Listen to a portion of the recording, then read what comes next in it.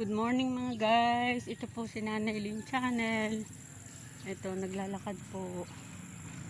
Ayan. At lakad-lakad lang po lagi.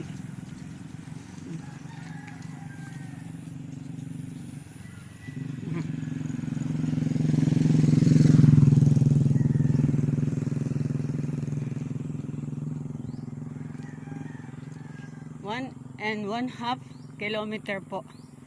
Every morning, I'm walking here. And walking is a form of exercise also. That is why I walk in the morning. It means you need to have a healthy body while you are getting older. Yan, marami po ritong yung ginagawang laing gabi. Yan, ito rin po yung ano ng nyug. Ngayon po yung nagsipagtanim na ng mga palay. Ito po yung mga nyug dito ibinebenta.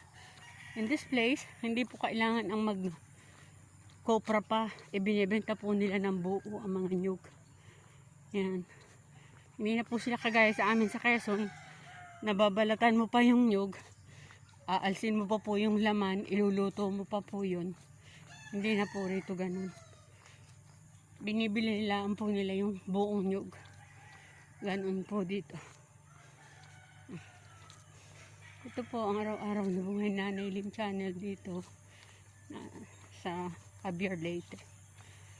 Please like and subscribe po Nanay Lynn Channel and Ayu. Ito po. God bless.